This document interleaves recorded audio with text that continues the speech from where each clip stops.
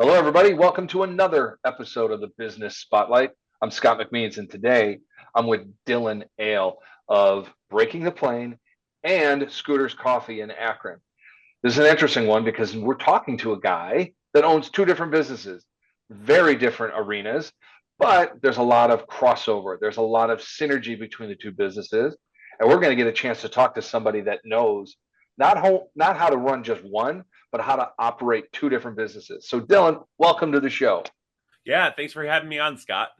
Look It's forward my to it. pleasure. I'm interested to learn about what you do because Breaking the Plane is a memorabilia company, right? Signed memorabilia. People are eager to get after a signed helmet, signed football. You've got a bunch of stuff in the background there. I see jerseys, helmets, a bunch of different stuff. So you have that business. And then there's also Scooter's Coffee, a franchise coffee establishment in Akron. They're two different things. So before we get into all the nitty gritty, I wanted to give you a chance to introduce yourself, tell us a little bit about your story, how you got to where you are, and then how is it that you got into two different businesses and what passion drives you to make sure they're both successful? So, with that, Dylan, the microphone are yours. Tell us about yourself. All right. Thanks, Scott. Yeah, so Breaking the Plane, I started in March of 2020. And post college, I'd been working in insurance in the corporate world in a leadership capacity for 10 years. And I hit a point in my life where I really just needed a hobby. And I've always loved sports. I'm a huge Jacksonville Jaguars fan. I've collected memorabilia and autographs my entire life. So a good friend of mine was working in that industry, and he kept bugging me to try to run memorabilia breaks. He said that I'd be really good at it. I had a good personality for it, but my career was just extremely busy. I didn't have time. Didn't think it would work. What happened eventually was, as I said, I needed a hobby, so I said I'm just going to try this, and if I just break even, that'd be great for the experience. And I like getting on camera. I like talking, and there's nothing I like talking about more than football. So I started doing that and ran my first ever stream. It was very clunky. It was very choppy. I was certainly learning the ropes. And then before I could run my second stream, COVID hit and everyone starts working from home. So at that point, you've got people all over the country starting to work out of probably a room in their house, making like a home office, and they're looking around saying, "This room's pretty bare. I want to decorate this. Maybe I can get some sports memorabilia." So it was really the perfect storm. It was the perfect time for me to start something like this, Yeah. and sales just took off at that point. So to the it grew to the point where in October of 2022, I was able to pull the plug on my corporate job and do Breaking the Plane full time, running sports cards and memorabilia box breaks, and also just straight up selling items that were signed and certified. The Scooter's Coffee aspect came into play after I'd been full time independent for over a year. And the sports autograph industry is a very high risk business. There's a lot of volatility, and it's very subject to waves and trends in the market, or you might invest in one player a lot and then he gets hurt or has off field issues and it tanks his stock. So I needed something in my portfolio that would be safer to counterbalance that. So a good friend of mine had opened a Scooter's Coffee shop out in North Dakota, in Grand Forks, North Dakota. And I was able to go out and see his shop, and I really liked what Scooters had to offer. Drive-through only format and a Starbucks competitor, slightly cheaper on the price side, more food options. The food's fantastic. So I was like, Ohio would love this. So I immediately went and signed up to get a franchise. It was a lot of work to get that open. It took about 2 years. But we opened on July 30th of last year, 2024.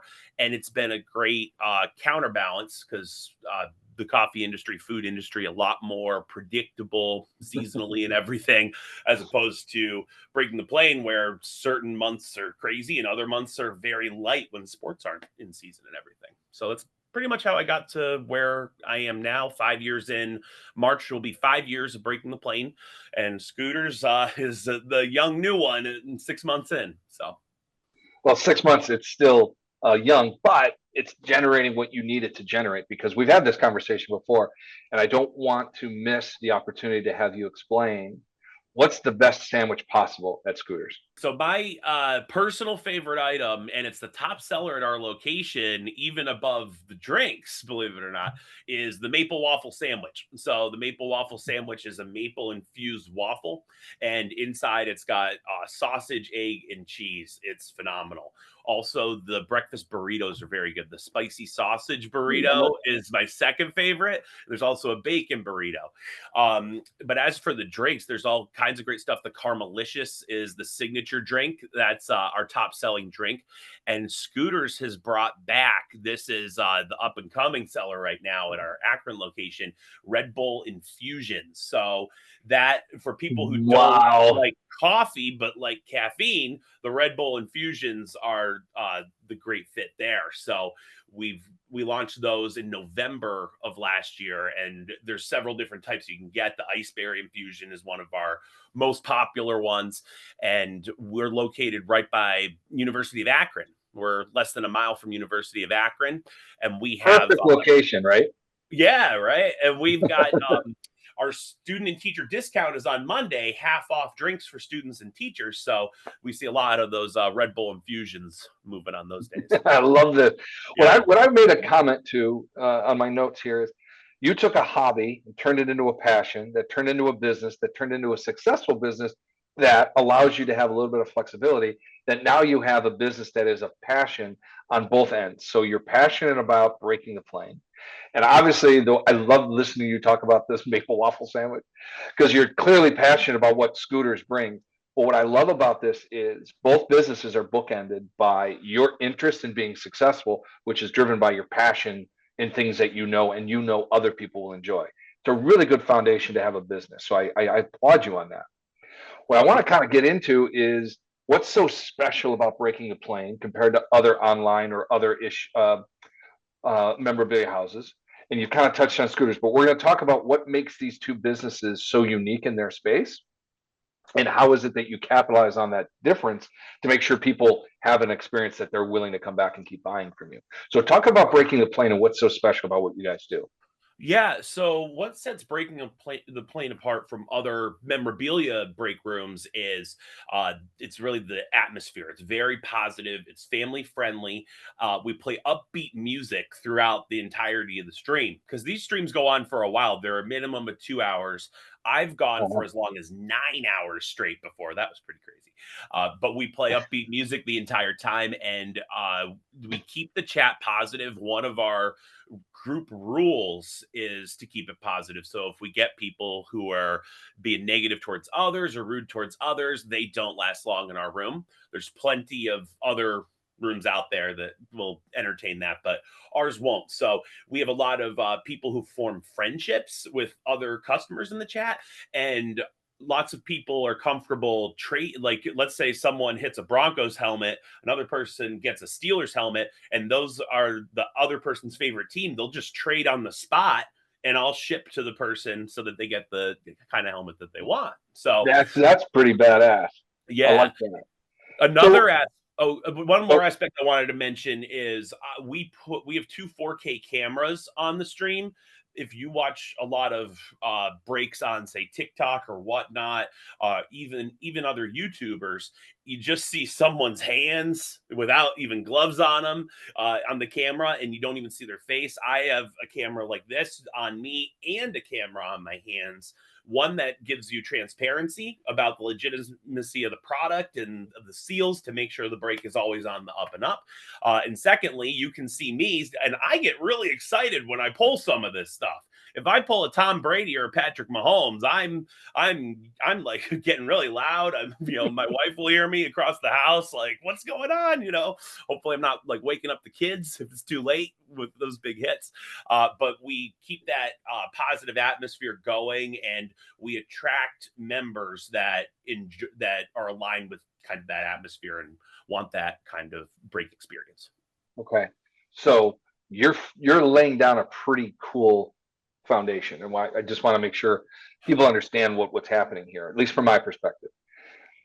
Your passion for this is off the charts. I get it. And it showcases when you open a box, like you said, Tom Brady, whatever. But the atmosphere that you've created is a community event where people want to be a part of it and not be bogged down by any crap or negativity because it's always upbeat. And I would assume that's what brings people to you because they know they're not going to have to deal with headaches. They can just enjoy an experience. Now, I'm Dylan, I'm going to translate that very concept over. I'm assuming that's what you do at Scooters, but tell me I'm right. Because that Yes, just sounds like an exact. You're all about this atmosphere and this passion and this culture. creative culture, right? So Yes. what works on one part of your business or one business works on the other one because it's so universal. Create an environment where people want to participate and want to be involved. So when you go to Scooters, what's the environment there? Yeah. So with scooters, I would say that the culture piece really translates over. With Breaking the Plane, I have two full-time employees, and we have a very positive culture there. And I've worked to cultivate the same with scooters. I have a store manager at the scooters location, Anna. She's fantastic. She actually relocated from the area of scooters corporate in Omaha and brought a lot of knowledge and experience to our startup franchise there That's in Akron. crazy. Yeah. So and she is when I interviewed for this role that I my big thing is owning these two businesses.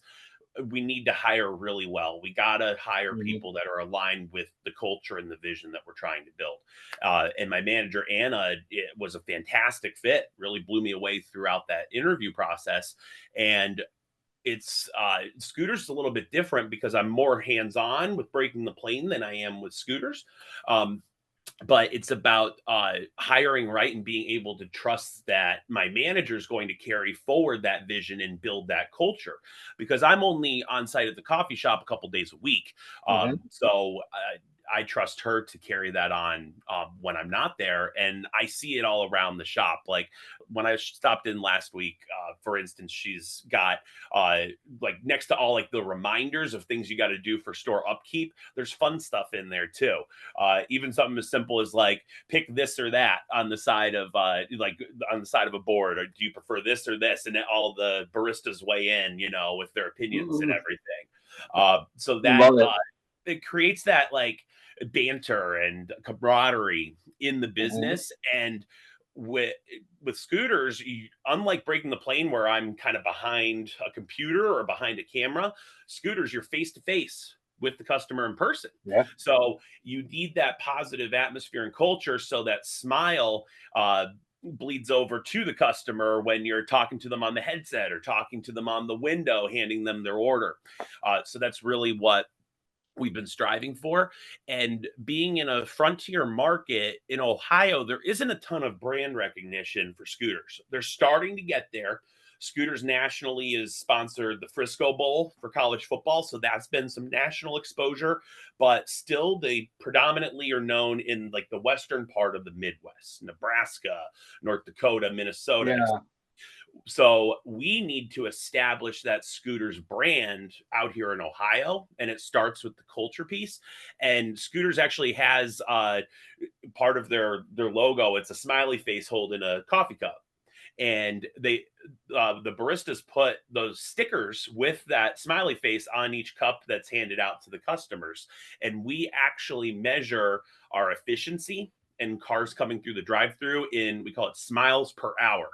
So, so we're really focused on the service piece, and being in a frontier market, there's definitely challenges for growth, but we're seeing growth month over month, which is great as we're Amazing. establishing regulars and uh, brand loyalty. So Yeah. No, that's a hard thing to do is be, like you said, the frontier brand in a brand new market. But if you're building it the right way with culture and interactions that people want to keep having, that ultimate customer experience, you have people wanting to come back. And that's what's amazing about your two businesses is the experience you have with Breaking the Plane, very different experience that you have at Scooters. But the foundational thing that you've set is our customers are going to have an amazing experience. We're going to build an atmosphere that they want to come back to in either setting. And when they come back, they're going to always be greeted with a smile on both sides of of Yes. your businesses. That's just amazing. So we're talking about all the good stuff. Yeah. I want to talk about, all right, as a guy transitioning from an insurance company, starting your own business, oh my God, heart palpitations, how are we going to make this work, right? Yeah. To starting another business, oh my God, let's pile more stuff on top of Dylan.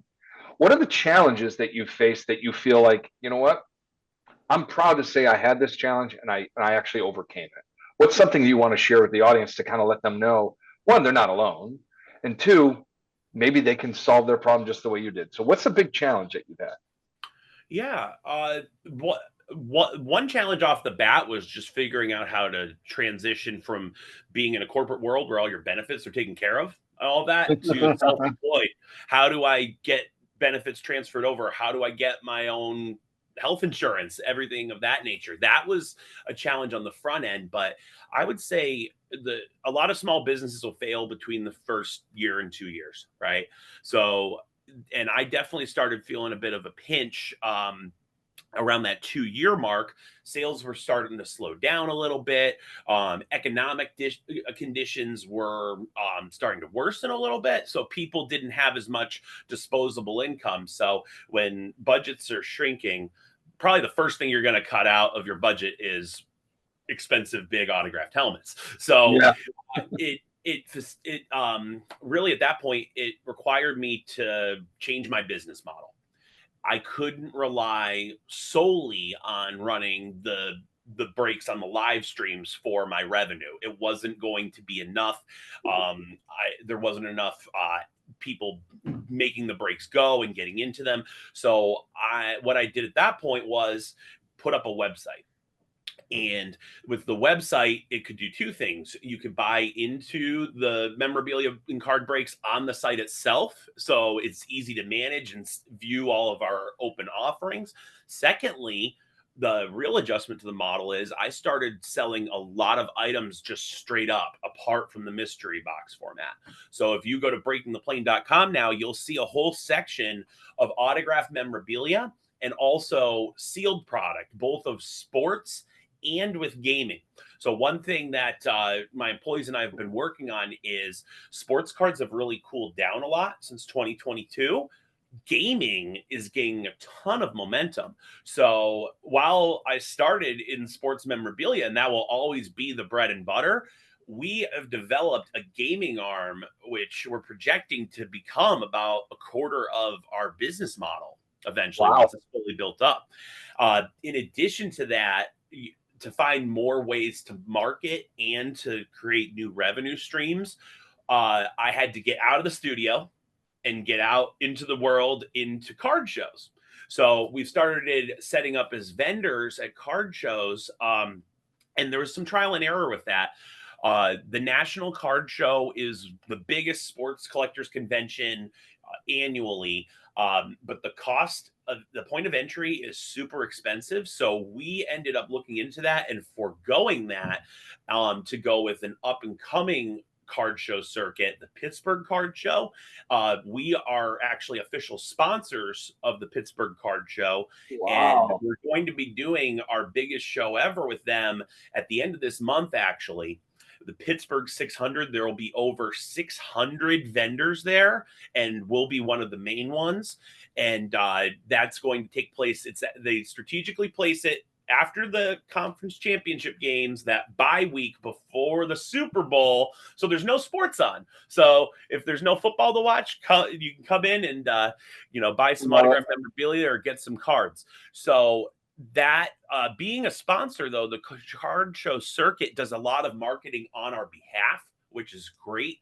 The owners, Mark and Bryce, that run that circuit are super professional, great to work with, and we've really enjoyed that partnership. So a little bit of a lengthy answer there, but my advice to small business owners is expect that a year or two into your journey, you're going to hit some bumps. It happens to everyone. The important thing is to get ahead of trends and adapt. And I've got one other example too, that this one was very difficult. So when the card market was very hot, I invested heavily in 2021 football cards. And this was a draft class. Trevor Lawrence was coming out for my Jaguars, plus the Jets and the Bears and the Patriots all had first round draft pick quarterbacks. Those are huge franchises. So if any of them work, you're going to be great. Zach Wilson. Oh, and the 49ers too. Zach Wilson, Trey Lance, Mac Jones, Justin Fields down the list. Well, they all were busts. And then Trevor Lawrence has been injured and in and out of the lineup, and the card market tanked. So I'd invested significant money in the 2021 football product, and the value dropped below 50% what I invested. So I'm sitting at a huge loss. But one of the toughest calls I've ever had to make as a business owner was seeing the trend line. And it's like, yeah, it's only worth 50% of what I paid, but I see where the market's going. It's going to be worth 10% of what I paid in 6 months. So I had to pull the lever, and it killed me to do it, but it was the right decision. I had to pull the lever and sell that product at a large loss then, to avoid having to sell it at an even larger loss later. And the reward, though, is, while of course it's painful to take that hit, my forecasting was correct. And I saw 6 months down the road, my competitors were selling those products for 10, 15, 20% of what they originally paid. Yeah. And I had the opportunity actually to buy some of that product back and lost cost average a little bit. So nice. Yeah. So it's but as I said before, the sports memorabilia and card business, very high risk, super volatile, and that's a case in point to that. There's plenty of times that you can invest in those, and a lot of my cases of cards grew 30 to 50%, but sometimes you've got to see the writing on the wall and make that tough call to take a sell at a significant loss to avoid it becoming a much larger one. Well, that's a good example and a great lesson, challenge, right? Yeah. One of the things that I work with my clients on is their ability to make business decisions, right? The challenge most business owners have is they struggle with making the legitimate big decisions they need to make in a quick fashion. And I'm not talking about what kind of coffee to have in the break room. I'm talking about big strategic decisions. And if you don't have the data and you don't have the information to understand trend lines or forecasting the way you've just described, it makes it really hard to make a decision. And some people are just frozen and they don't make a decision. So this is a really good lesson, because people need to understand, as a business owner, your biggest asset is your ability to make decisions. Make the decision that you know is right. And even if you fail, if you make 8 decisions out of 10, or if 8 decisions you make today are good out of the 10 you had to make, you're doing really well. Yeah. So don't be afraid to make decisions. Great examples. I appreciate that. So I'm going to ask you about, and it's going to be a little bit different than the challenges, but what kind of lessons do you think business owners need to know and understand from your experience, right? So we've talked about a challenge of, by making a pivot and adapting your business, which is a huge lesson to be learned based on your challenge, and then making decisions. But what other lessons that you can specifically call out to say, I learned this lesson and I want somebody else to learn it as well? So I have definite tendencies towards workaholism. Especially when you're running your own business and there's no paid time off, right? You can take all the unpaid time off you want, but there's no paid time off. And there's a lot of demands around the clock, especially with different time zones of your time. So when I first started out with Breaking the Plane, I did everything myself. I didn't have any help. I did all the listing, all the marketing, all the live streaming, and all the shipping. So the shipping for all this stuff, you've got a helmet behind you in the background. You got a full-size helmet there. Package those in such a way that they're going to, survive UPS and USPS, just throwing around those boxes. It's very time consuming. Plus, if you get a claim and that helmet's damaged, you got to make it right with the customer. So that's a lot of time. And I just found I was putting in over 100 hours a week, and it was not going to be sustainable. And it started to affect the quality of my streams because I just got so tired. So I felt like I got to cut my streams earlier in the night because it's just getting to be too much. So I started to hire, and I hired well. So the first thing I did was I hired one employee part-time just to do the shipping piece. Oh, And wow. yep. So that took a lot off of my plate. Um, and it turned out that for a year, he was working for me part time, just doing the shipping. It was a great entry point for me to see his work product. And then after a year, converted him to full time and made it a salaried position instead of an hourly position. So in this Very nice. industry, it's very common that employees are paid on an hourly basis. I chose to make it a salaried position so that it could, be a career path for him. And what's been interesting, he's been working for me full time for 2.5 years now. His role has evolved so much. And now he's head of logistics, and he does all of the scheduling of items for our website. He coordinates all the inventory. The incoming and outgoing inventory is a massive undertaking. So he runs point on all of that.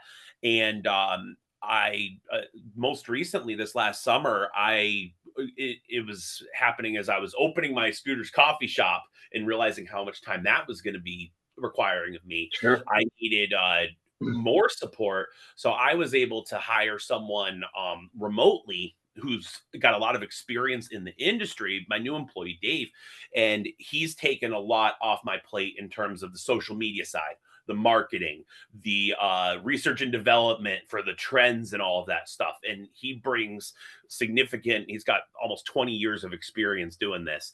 Wow. So with both of us working together, we have a much more refined strategic vision for how to run the company moving forward. So really the advice is that I'm getting to here is don't work yourself to death, and hire well and compensate well. When you get good people, don't give them a reason to shop around and leave. Take good care of them, give them good compensation and work benefits, so that you can keep them for the long term. And that's a philosophy that I've applied both with Breaking the Plane and also with Scooter's Coffee. When I hired my manager, and then also our team of baristas who we compensate well, and they also have the opportunity to earn tips Sure. during the too. So Well, you make a really good point. This is the age-old comment of train somebody well enough that they are good enough to leave, but treat them so well that they don't want to. yes, Right. And I love the idea that, you hire somebody for whatever job, and over the course of time, because he is talented and he sees value in what you do, he aligns to what you're trying to do. You see value in his talent and his work ethic, and you allow each other to evolve because as your business grows, demands are higher. You need to do more work, but you can't do all the things. So you have this really cool evolution of you by yourself, you bring somebody in, and that person you brought in is talented enough that you can give his evolution enough room to breathe and grow. And all of a sudden, he's now pretty much your right hand man taking care of stuff that you don't want to be taken care of because you're busy growing the business, which is exactly what business owners are supposed to do. This yeah, is this is a phenomenal lesson that I think a lot of people, I believe, are going to take a lot out of, because it's all about your passion, creating the right atmosphere, right? Hiring well, compensating well, and you know what? Smiles. I think smiles per hour is a big thing on both sides of the equation, whether it's Breaking the Plane or Scooters. Let's make people happy. Let's create an environment that people want to come back to. I think it's right, brilliant. I think it's yeah, absolutely brilliant. Thank you, Dylan. This has been great. Last question for you. We've got a couple minutes, but last question. yeah. I'm going to put you in a time machine and send you back. And you're going to walk up and sit on a park bench next to an 18-year-old Dylan Ehle. Oh wow. What are you going to say to yourself? Oh, that's interesting. Well, at 18, I would still be in college years. I would encourage myself to pursue business in college. I studied math and English when I was in school. I don't really use either of those at all. I didn't use them in my corporate life. And I don't really use them at all in my entrepreneur life. So one thing that I would encourage myself to do is study more on the business side. I feel like if I had started on that foot, I would have gotten to the entrepreneurial field a lot sooner than I did. I would also tell myself one of the smartest things someone told me, and this is before I made the jump to start, building my own business. Uh, Someone told me, who's very wise, said, you need to bet on yourself sometimes. You Yeah. know, a lot of people have confidence in you. You need to take that gamble on yourself and bet on yourself. And that's the advice I would really pass along to my younger self is uh, take those chances and bet on yourself because your instincts are good. And that's one thing that I've really felt in the business world. I've definitely made some decisions that have blown up in my face here and there, but on the whole, my instincts are generally very good. So it takes a lot to lean in and take the risk to follow that sometimes, but more often than not, it's really the right call, and your first instinct is the right one. Love that. Great viewpoint and great perspective to give an 18-year-old, whether it's you or anybody. Great perspective. I appreciate it. Dylan, I want to thank you for being a part of the show. And I want to thank you for just providing so much detail as far as your success and your pathway to getting to where you are. A lot of lessons to be learned, and especially betting on yourself. I think that is one of the most Yeah. important things any business owner can do. Your instincts, like I said, if you make 10 decisions and 8 out of those 10 are good, you're in really good hands. Yeah. So thank you so much for being on the show. We'll see everybody on the next episode of the Business Spotlight. All right. Thanks, Scott.